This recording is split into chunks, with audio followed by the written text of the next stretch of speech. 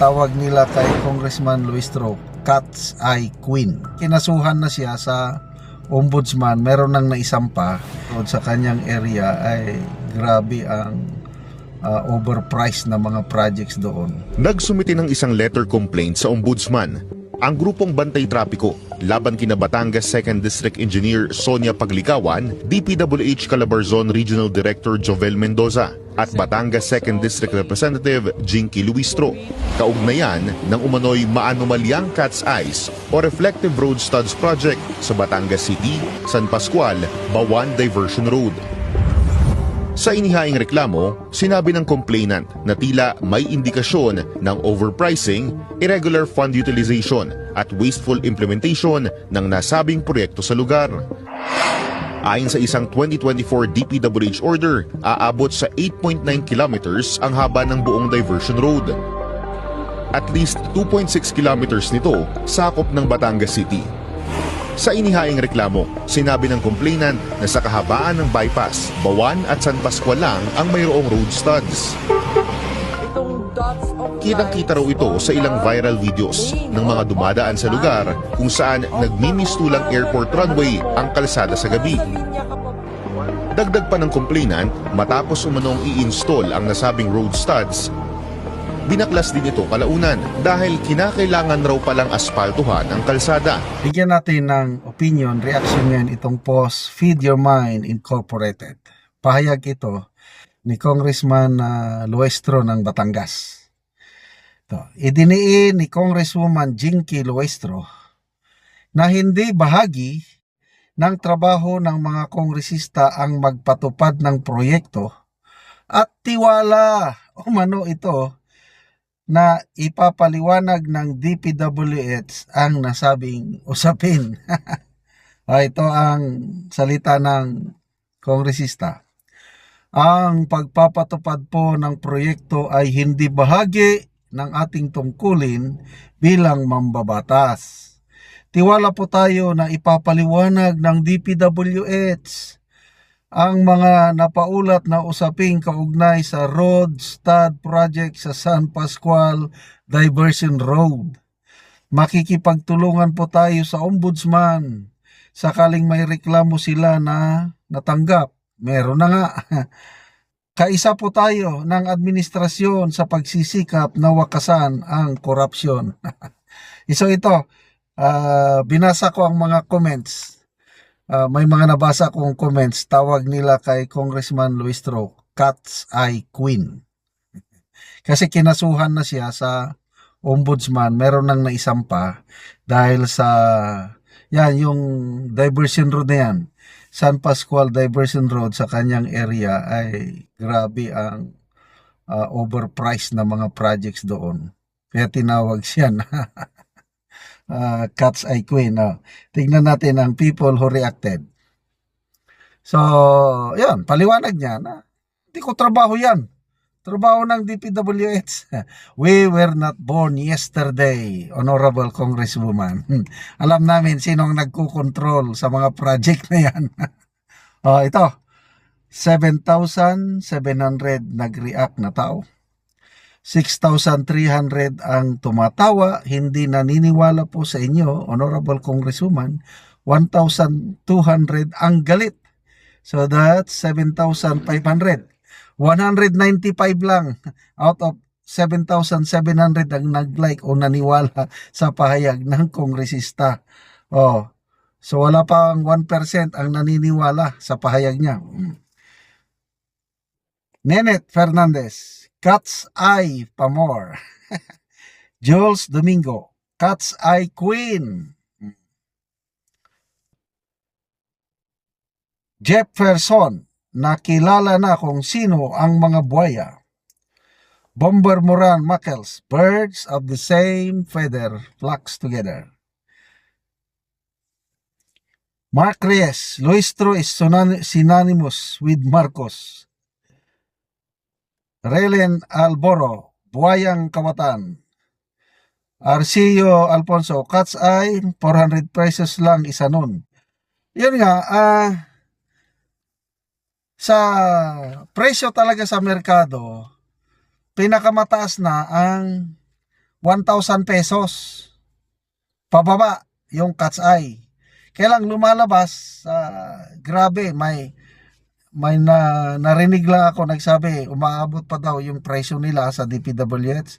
Umaabot ng 10,000 to 11,000 ang isang cat's eye. Eh, ang tunay niyang presyo, pinakamalaki na yung 1,000 pesos. Grabe. In fairness naman, malaking tulong yung cat's eye pag nagbibiyahe ng gabi. Kailan ba ako nagbiyahe? Wednesday evening, nagbiyahe kami. Madilim na.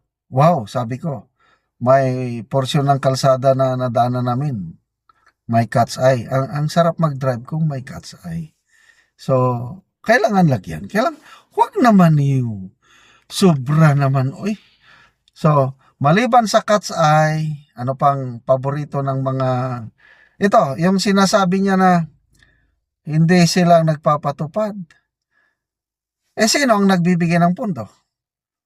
Naniniwala ako sa mga expose ni Mayor Magalong na ang utak sa mga kalukuhan yan ay ang mga lawmakers na nag-ano ng budget insertion.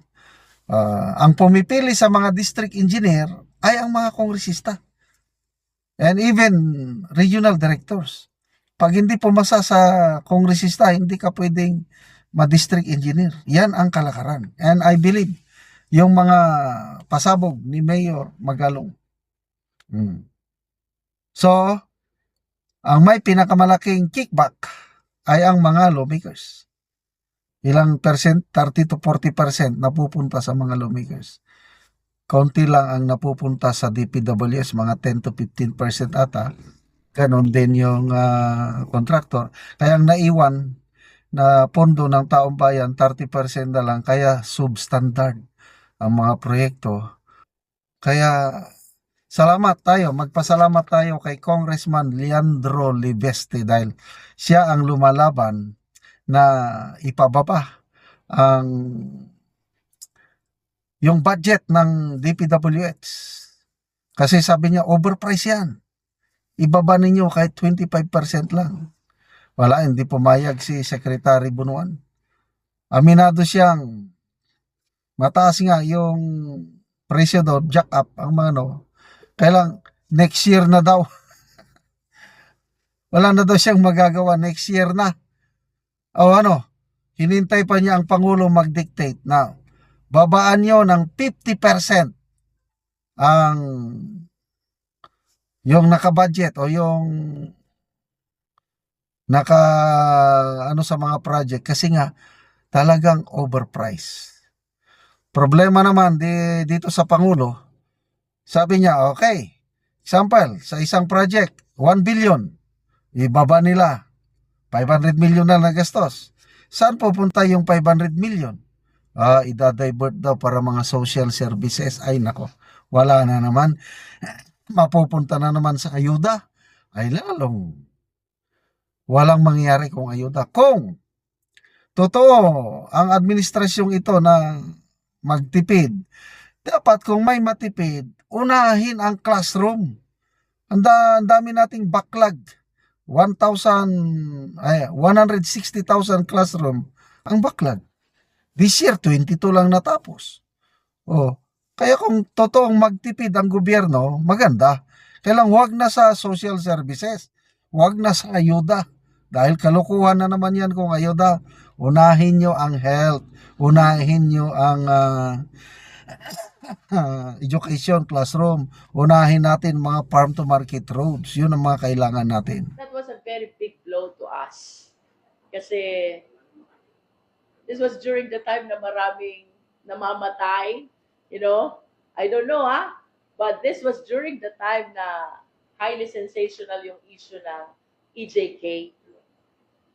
What I did, tinago ko po asawa ko. So, wanted siya. Di ba? Kasi lawyer ako eh. I cannot bear the fact na natutulungan ko yung ibang akusado tapos makukulong ang asawa ko for something which he did not do. For 2.5 months, malayo siya sa amin. Tinago ko siya. And I really requested him to follow what I want, no? Kasi ang gusto niya ay hospital arrest daw siya. Sabi ko, no, no. Sabi ko, ang drama ko pa ganito, for our entire marriage, wala akong ibang ginagawa kung hindi sumunod sa'yo. This time, ikaw ang susunod sa akin. So, tinago ko siya. After 2.5 months, after filing the petition for demurrer to evidence, yata yung final namin, petition to demurrer to evidence.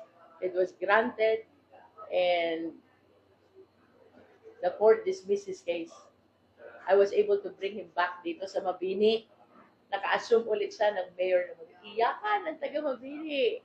Dahil sa height ng emotion na ang mayor namin, muntik lang nakulong, naging wanted, pero nakabalik, no? Kaya lang after 2 weeks, kakabalik pala niya. We discovered another case. Rape ulit. Same modus. Wala ulit complainant, fake ulit ang place of residence, return to sender ulit lahat ng mga notices. But this time, sinuwerte ako. Why? Inabot ko sa fiscal during the time na wala pang warrant of arrest. So we were able to cause the dismissal of the case at the fiscal's level. No? Ito pong mga pagyayaring ito sa asawa ko. I thought ito na yung magbibigay ng tuldok sa magulong buhay namin sa politika. Why? It happened only because he intended to run for congressman. Diba? He intended to run for congressman. So, ang sabi ko sa kanya, kalimutan na natin ang pagko-congressman mo. You just stay here in Mabini, tapusin mo ang termino mo, you run for your third term as mayor. Yun ang sabi ko sa kanya. Alang, habang nagpapahinga kami dun sa Mabini, sa Pagalangit, dito sa aming tirahan sa Mabini, unti-unting nagdadatingan ng taga-second district. Leaders from Bawan, leaders from San Pascual, leaders from San Luis, Lobo, and Tingloy. Until they articulated, kung hindi tatakbo si Mayor Beatrix bilang congressman, we need you, Mayora. You continue his battle for congressman of Batangas 2nd District. At first, it was really a very heavy decision for me. Kasi ang priority ko talaga ay ang aking pamilya. My children, my husband, and since I got married, I learned to live within the shadow of my husband. Kung nasan siya, nandun lang ako. Kung saan niya ako kailangan, doon lang ako pupunta. Yun ang naging buhay ko when I married my husband. No? Kaya lang, dadating pala yung panahon na kailangan mong bigyan ng pagpapahalaga yung mga taong nagtiwala sa iyong asawa. So, anong sinasabi ng taga-Bawan? Mayora, paano kami kung wala kami congressman? Ang sabi ng taga San Pascual, Mayora, paano itong mga leaders na umasa na sa iyong asawa? Ang taga Tingloy, Mayora, paano na po yung mga plano ni Mayor Beatrix para sa bayan ng Tingloy? Taga San Luis, Mayora, paano na po yung ipinangako ng inyong asawa? Nakilalanin ang aming bayan sa kanyang panahon. Yung taga Lubo, paano na ho ang pangarap namin magkaroon kami kababayan na congressman? So, I know I had the moral obligation to all these people. Kasi sila yung mga tao unang tumanggap at nagtiwala sa aking asawa. So, my becoming a congresswoman started with returning the gratitude to all the people na nagtiwala sa aking asawa noong panahon na siya ang tatakbong congressman. Yes, ang asawa ko po ang sadyang kandidato, but because of the challenges that was thrown to us in view of his intention to run for congressman, I was forced to stand up and continue his battle for congressman of Batangas 2nd District.